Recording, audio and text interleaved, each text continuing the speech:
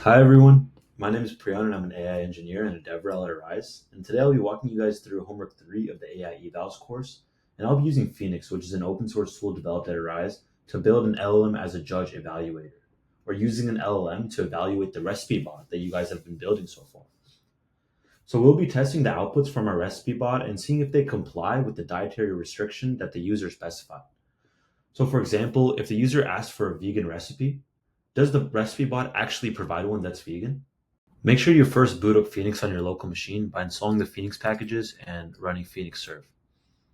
The first step of this assignment is to build traces. A trace represents data collected on one request made to your application, so in this case, the recipe bot. And we're going to build 2,400 traces using 60 unique queries and 40 reruns of each query. We need to build traces so that we have data on how our recipe bot performed across like many requests. So you can see queries run through the recipe bot and send traces to Phoenix by running the generate_traces.py file. So if we look into generate_traces.py, you can see that we're calling this register function from Phoenix. This automatically traces all our light LLM OpenAI calls in just one line of code. We also set up some traces manually. So you can see here that we are setting up some traces manually.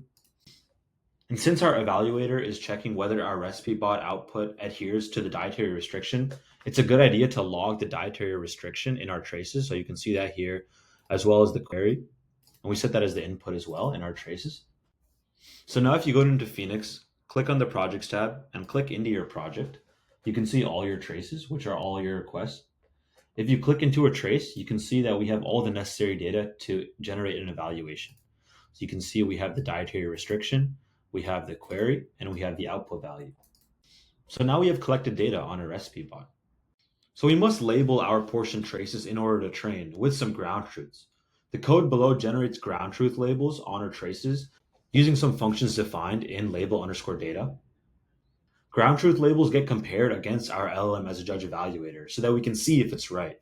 It's best if you manually label your sample dataset with ground truths, which is another reason why we are partitioning the data since labeling takes time. And although this is not recommended, the solution code actually uses an LLM to generate the ground truths. And this is simply a shortcut if you want to skip manual labeling, but I don't recommend you use an LLM. It's hard to verify your LLM outputs and call them ground truths. So after running that code block, if you go back into your traces in Phoenix, you can see that we have attached ground truth labels on our traces.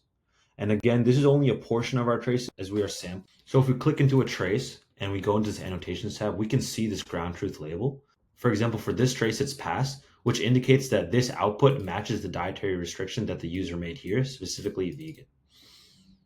So one thing I wanted to note is that even though we are labeling 600 spans and portioning off 600 spans for ground truths, we're actually only going to be using 73. And the reason for that is because we have an imbalance in the number of pass and fails, and we don't want our training set or our dev set or our test set to be entirely populated by passes. We want some sort of distribution of passes and fails. And so we're shortening our data to 50 pass traces and 23 fail traces. The next step is splitting our sampled labeled data into train, validation or dev, and test sets using stratified splitting from scikit-learn. And we want to use this to train our evaluator. You can see the splitting code here, which uses functions from split_data. And you can see our train, dev, and test set distributions right here. We can then upload these data sets to Phoenix using this upload_dataset function from Phoenix. So for the rest of this video, we'll be working on the crux of this assignment, which is building a good LLM-as-a-Judge evaluator. Let's start off with a simple basic prompt for our evaluator. Here you can see we pass in the query, we pass in the dietary restriction that the user wants, and we pass in the model output. And we're going to ask the evaluator to give us a label of pass or fail along with an explanation for that. And so you can see here that we're not actually using any of our training set yet in our prompt, but let's just see how it performs. We're going to be using the run experiment function from Phoenix to run an experiment on our dev dataset using this evaluator prompt. And we're also going to pass in some metrics that our experiment is going to run. Running experiments is an extremely powerful tool within Phoenix to help you test your LLM application. So I want to dive a bit deeper into this. In our use case, we are experimenting an evaluator itself. This task parameter defines what the experiment is. So for us, that's running our evaluator. So if we go into this create task function that's building this evaluator task right here, you can see that our task is making a light LLM call with our evaluator prompt, which generates our pass fail eval. Going back to the run experiment function call, you can see that we also pass in some evaluators. These define the metrics for our experiment. We pass in 5 evaluators: true positive, true negative, false negative, and accuracy. The name here is a bit confusing because our experiment is testing an evaluator itself, and we also have these 5 evaluators that are evaluating our evaluator. If this is confusing, it'll make a little more sense when we go into the Phoenix UI. So if you navigate to datasets and then click into your dev set, you can see the experiment that was ran on the dev set. And so if we click into this, you can see that for every input query in our dev set, we have used our LLM-as-a-Judge evaluator to generate a pass-fail label along with an explanation, which is what we specified in the prompt. You can also see that we have metrics at the bottom telling us whether our current example is a true positive, a true negative, a false positive, or a false negative, and whether or not it is accurate by comparing our LLM-as-a-Judge evaluator to the ground truth. So you can see here we have the reference output and we have the ground truth label. And our metrics are essentially comparing this ground truth label with the label that our LLM-as-a-Judge evaluator built. So if we go back to the notebook, I use these metrics to compute true positive rate, true negative rate, balance accuracy, and a confusion matrix. So you can see that we have 55.6% balance accuracy and a true negative rate of 0.111, which means that out of all of our negative examples, we only correctly identified 11.1% of this. And we can also see this in our confusion matrix, as we can see that out of 9 negative examples, only one of them was identified correctly. Low true negative rate is intuitively a bad sign conceptually because it means that our evaluator cannot identify negative outputs, meaning it's giving pass to almost all data points. So for example, if our model outputs a recipe with a lot of sugar to someone diabetic, but our evaluator thinks that's okay and says pass, this could potentially put our user in a lot of danger. So if we want to handle these negative cases better, it's a good idea to look at our failure cases in our experiment so we can see how we can improve our evaluator prompt and get some insights from there. So you can do this very easily in the Phoenix UI. So if you go to your experiment, you can basically paste in this filter into this bar, and it'll essentially filter all your experiment data points for examples where the accuracy was 0, where the ground truth label did not match our LLM-as-a-Judge evaluator. So you can see all the cases here, and I've pasted a few into this notebook so that we can take a closer look at them. Let's look into this first failure case. The LLM-as-a-Judge evaluator indicated this to be a pass and said, the recipe provides a diabetic-friendly modification for traditional fruitcake by reducing sugar, using natural sweeteners and whole wheat flour. This approach maintains the essence of family tradition while making it suitable for a diabetic diet. However, the ground truth indicated that this is actually a fail and says that because of its high carbohydrate content, the inclusion of honey as a sweetener, natural sugars, and portion control. For our second example, the evaluator said this was a pass because it uses natural sweeteners like honey, which are okay. However, our ground truth indicates that Whole30 prohibits any form of added sugar, including natural sweeteners like honey, during the program. And so if we go to our third example, this is actually also due to a Whole30 compliance error. Actually, all of our failure cases were related to the compliance of diabetic-friendly dietary restriction, whole wheat flour, honey as a sweetener, and the Whole30 diet overall.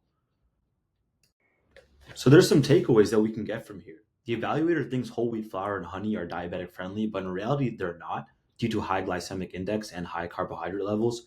So we should probably include this in our evaluator prompt so it's aware. And the other failure cases tell us that our evaluator is not fully knowledgeable about the Whole30 diet. We should probably give our evaluator some information on this.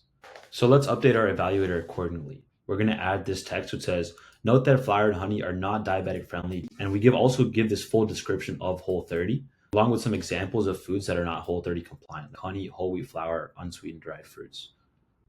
We're going to experiment with this new evaluator prompt on our dev set again. And after running that experiment, these are the results we get. We see that we still have a good true positive rate and that our true negative rate has improved, but we still have room for improvement.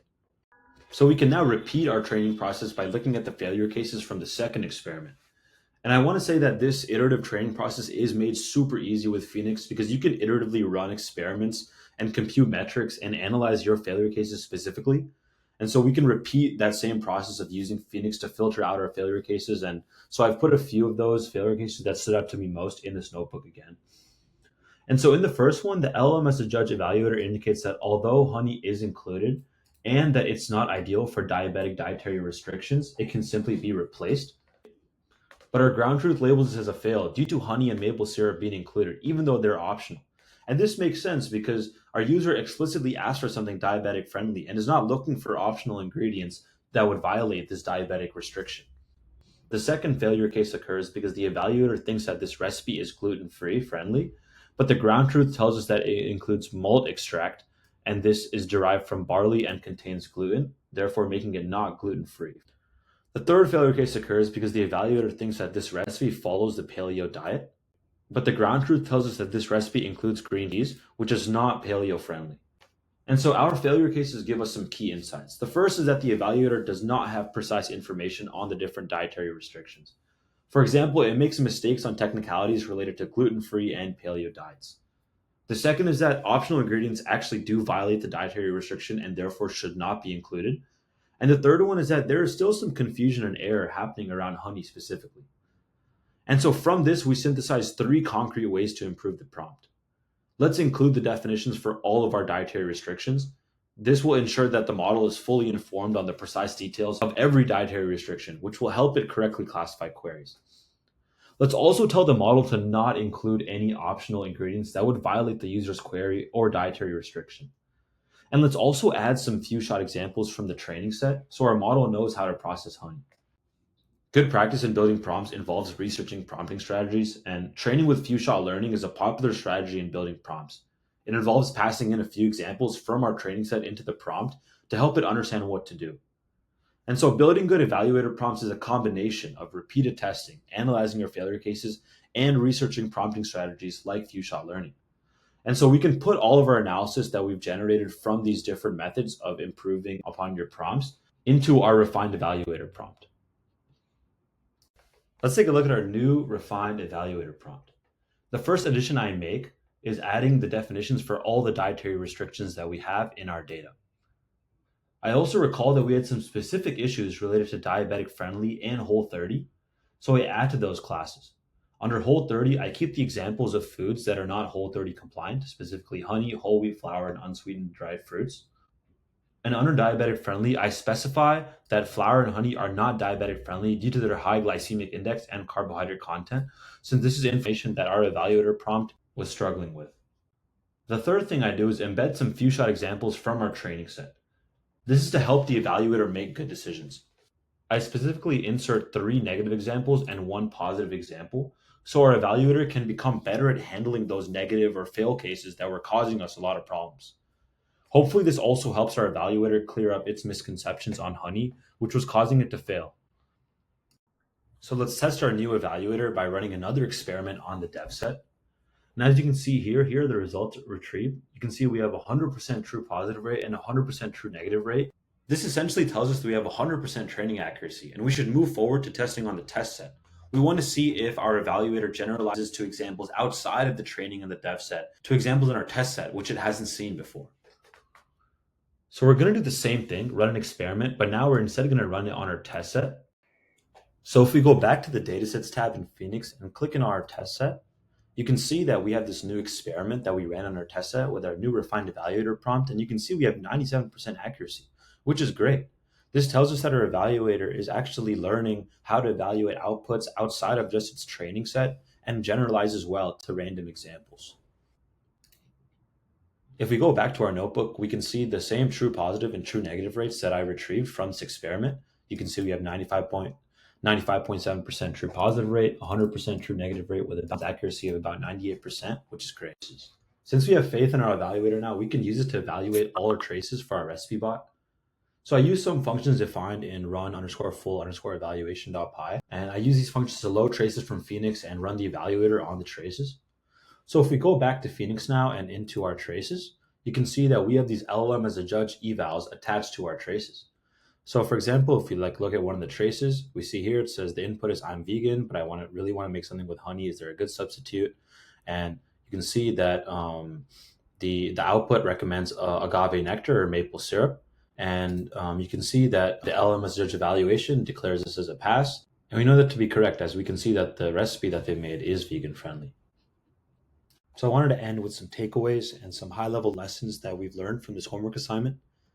The first one is that LLM-as-a-Judge can be a powerful tool for evaluating your LLM applications. You can use LLM-as-a-Judge evaluators to continuously validate your LLM applications or even post-deployment as a final check on what you're delivering to your users. The second is that since LLM-as-a-Judge evaluators use LLMs themselves, it's important to test your evaluators by comparing their outputs against ground truths. The third is that even with a small portion of your data, you can still build effective evaluators. Sampling from your traces and dividing into train, dev, and test splits allows you to train your evaluators with confidence. The fourth is that iterating on your evaluators is very important. Only through multiple iterations can you hill climb and get your evaluators into a spot where you can truly trust them. The fifth is that prompting your evaluators to produce natural language explanations is helpful. It lets you see what the evaluator model is thinking, and it helps you change your evaluator prompt based on those explanations. The sixth is that researching prompting strategies is helpful, not only for your LLM applications, but also for building their evaluators. The seventh is that building reliable evaluators is crucial. Faulty evaluators may allow bad LLM outputs to pass to users, for example, recommending sugar-heavy diets to diabetic users. And the last one is that Phoenix is an awesome tool to help you build LLM-as-a-Judge evaluators. We use Phoenix throughout the whole process to generate traces, to build evaluators, to train and test those evaluators, to improve upon our evaluator by looking at failure cases, and finally by running that evaluator on all of our traces. And so that was it for my walkthrough. And I hope you guys learned a lot from this video. You can see my X or my LinkedIn links here to stay in contact with me or shoot me any questions. Thank you.